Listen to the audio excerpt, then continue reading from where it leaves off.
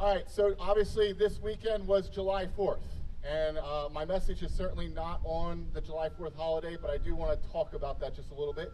It is the 249th anniversary, or birthday, excuse me, of the country. I think there's a round of applause for America. 249 years for America on this one. And I want to do a little story that also includes a prayer, and it is related to the July 4th holiday, all right? This story is about two very famous Americans.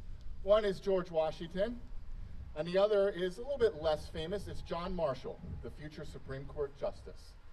And one fine morning, George and John Marshall were taking a ride. In fact, they were headed to a meeting of Congress.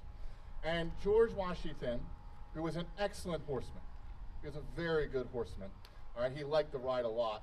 And John was riding next to him. And there was a nice morning like this, and George probably got to the top of a hill like this, and he said, "Hey, John, you want to race?" And John Marshall said, "Oh, I'm not that great a horseman, but it's the president, right? The first president of the United States of America. You can't say no to the guy." So he's like, "All right, George, I'll race you," all right? So George is rather excited. I mean, if George lived today, he'd own this big fancy sports car, and he would be burning rubber out there on Burkholder. Let me tell you, that's what George Washington would be doing. So George takes off on his horse, and John Marshall tries to keep up, all right?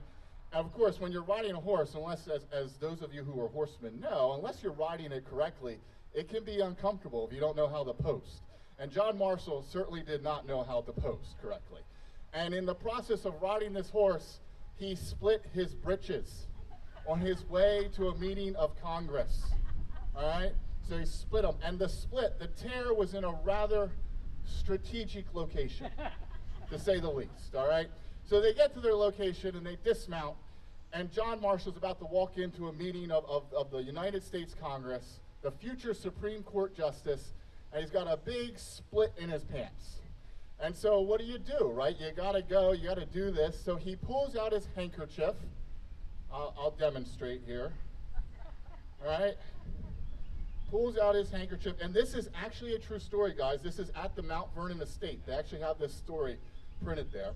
Pulls out his handkerchief, and he holds it like this as he walks in to the Continental Congress, all right, the United States Congress. And George Washington, we all know George Washington, normally he has that very stern face, right, from the dollar bill. George was always about decorum and professionalism, right, and you always kept a straight face. That was George Washington. But in this instance, when he watched his friend John Marshall walk into Congress holding a fig leaf in front of him, he lost it. He just became absolutely taken over by laughter.